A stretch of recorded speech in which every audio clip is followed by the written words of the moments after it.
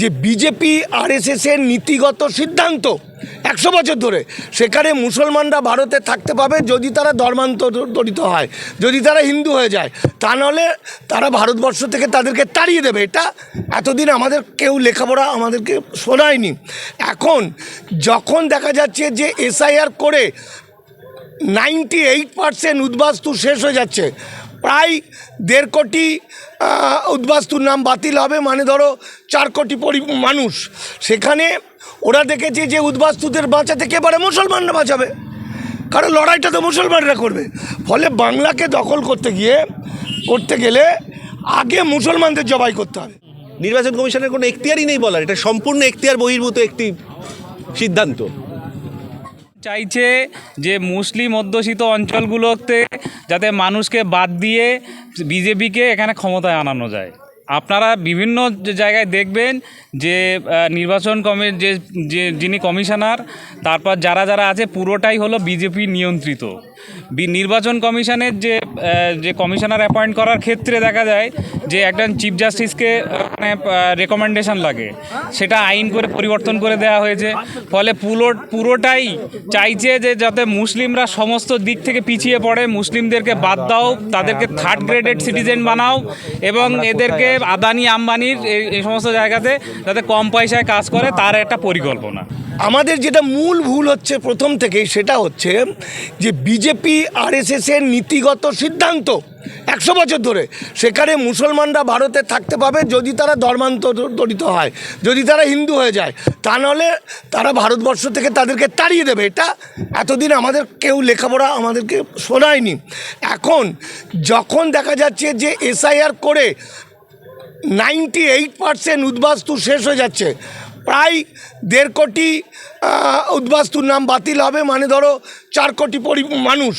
সেখানে ওরা দেখেছে যে উদ্বাস্তুদের বাঁচাতে কে পারে? মুসলমানরা বাঁচাবে, কারণ লড়াইটা তো মুসলমানরা করবে। ফলে বাংলাকে দখল করতে গেলে আগে মুসলমানদের জবাই করতে হবে। তাহলে মুসলমানদের বেনাগরিক করতে পারলে কী হবে? তারা ভোট দিতে পারবে না। ভোট দিতে না পারলে আমরা দখল নিয়ে নেবো। দখল নিয়ে নেওয়ার পর প্রশাসন হাতে চলে আসবে। প্রশাসন হাতে চলে এলে আমরা মসজিদ মাজার মক্তবগুলো ভেঙে গুঁড়িয়ে দেবো। আইন যা করে নিয়েছে, এটা বাংলা এবং বাঙালি দখল করার একটা কৌশল। এই গ্রামে দামাল বাংলার একটা শাখা তৈরি হয়েছে। আজকে দামাল বাংলার যে আমাদের লিগ্যাল সেল, তার মধ্যে বিখ্যাত অ্যাডভোকেটরা আছে, যারা এই ভয়াবহ বিপদের দিনে কলকাতা হাইকোর্টের বিখ্যাত অ্যাডভোকেট অভিষেক হালদার, ওমর ফারুক গাজী সহ গোটা পশ্চিমবঙ্গ থেকে বহু অ্যাডভোকেট এই মানুষগুলোকে বাঁচানোর জন্য, তারা মনে করছে এটা দেশকে বাঁচানো, বাংলাকে বাঁচানো, বাঙালিকে বাঁচানো, তার জন্য তারা কিন্তু আমাদের ফোন করছে, আমরা তাদের সঙ্গে যোগাযোগ করছি। এবং এই অ্যাডভোকেট অভিষেক এবং ওমর ফারুকের নেতৃত্বে অ্যাডভোকেটরাও জড়ো হচ্ছে দামাল বাংলার একসঙ্গে। আমরা থাকতে আমাদের চোখের সামনে এত বড় অন্যায় আমরা হতে দেবো না। প্রয়োজনে যতদূর যেতে হয় আমরা এর শেষ দেখে ছাড়ব। এবং আগামী দিনে আমরা ভারতবর্ষ থেকে এবং বাংলা থেকে আমরা এই হিন্দুত্ববাদী ব্রাহ্মণ্যবাদীদের একদম লাঠি পেটা করে, ঝ্যাঁটা পেটা করে তাড়াবো এবং আমরা বাংলার জয়গান গাইব। ধন্যবাদ। এটা উচিত ছিল এই জায়গায়। এই তো আমাদের লড়াইটা তো দুই কেন্দ্র এবং রাজ্যের বিরুদ্ধেই। তো থেকে আইনের সাহায্য নিতে হবে, আন্দোলন করতে হবে, আইনের সাহায্য নিতে হবে, যা করার সাথে করতে হবে। যে মানুষটা এখানে ছিল, বড় হয়েছে, খেয়েছে, তার বাবা খেয়েছে, তাদেরকে সে ভারতীয় নাগরিক না হঠাৎ করে বলে দিল। কে বলে দিল? নির্বাচন কমিশন। নির্বাচন কমিশনের কি এখতিয়ার আছে বলার? নির্বাচন কমিশনের কোনো এখতিয়ারই নেই বলার, এটা সম্পূর্ণ এখতিয়ার বহির্ভূত একটি সিদ্ধান্ত।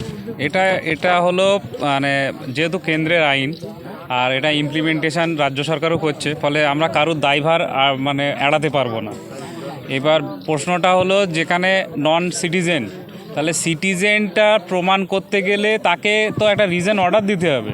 শুধু একটা লিস্টে নাম ঝুলিয়ে দিলাম, কেউ একজন অভিযোগ করলো আর তাতে একটা লিস্টে নাম ঝুলিয়ে দিলাম, এটা সম্পূর্ণ আইনের বহির্ভূত।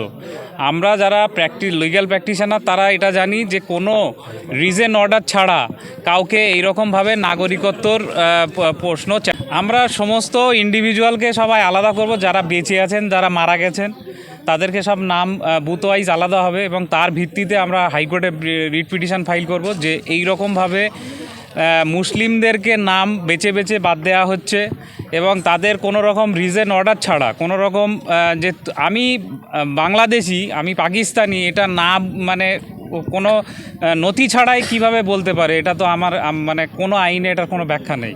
ফলে কমিশন চাইছে যে মুসলিম অধ্যুষিত অঞ্চলগুলোতে যাতে মানুষকে বাদ দিয়ে বিজেপিকে এখানে ক্ষমতায় আনানো যায়। আপনারা বিভিন্ন জায়গায় দেখবেন যে নির্বাচন যিনি কমিশনার তারপর যারা যারা আছে পুরোটাই হলো বিজেপি নিয়ন্ত্রিত। নির্বাচন কমিশনের যে কমিশনার অ্যাপয়েন্ট করার ক্ষেত্রে দেখা যায় যে একজন চিফ জাস্টিসকে মানে রেকমেন্ডেশন লাগে, সেটা আইন করে পরিবর্তন করে দেওয়া হয়েছে। ফলে পুরোটাই চাইছে যে যাতে মুসলিমরা সমস্ত দিক থেকে পিছিয়ে পড়ে, মুসলিমদেরকে বাদ দাও, তাদেরকে থার্ড গ্রেডেড সিটিজেন বানাও এবং এদেরকে আদানি আম্বানির এই সমস্ত জায়গাতে যাতে কম পয়সায় কাজ করে তার একটা পরিকল্পনা। দেখুন, মুসলিমদেরকে একতার সঙ্গে লড়াই করতে হবে, একসঙ্গে লড়াই করতে হবে, লড়াই ছাড়া কোনো রাস্তা নেই এবং লড়াইয়ের ধরনটা কিভাবে হবে সেটাও তাদেরকে সিদ্ধান্ত নিতে হবে। আমরা আইনত যেটা মানে এই রকমভাবে বাদ দিতে পারে না, যে নন রেসিডেন্ট করতে পারে না, সেগুলো নিয়ে আইনত যা যা মামলা ফাইল করার, রিট ফাইল করা, সেগুলো আমরা করব। কিন্তু আপনাদেরকেও বুঝতে হবে যাদেরকে ডেট বলা হচ্ছে, যারা বেঁচে ঘুরে বেড়াচ্ছে আমাদের চোখের সামনে বহুত লোক যারা মৃত, মানে একটা লিস্ট বেরিয়েছে তারা মৃত, তাহলে এটা কিভাবে হচ্ছে সেটা আপনারাই বলুন। এদের টার্গেট হলো মুসলমানদেরকে, আর যারা ওপার থেকে এপারে এসছে তাদেরকে আইডেন্টিফাই করে পুরো আলাদা করে বিজেপি ক্ষমতা আসতে চাইছে। এছাড়া আর কোনো ইচ্ছা মানে এছাড়া আর কিছু দেখছি না আমরা।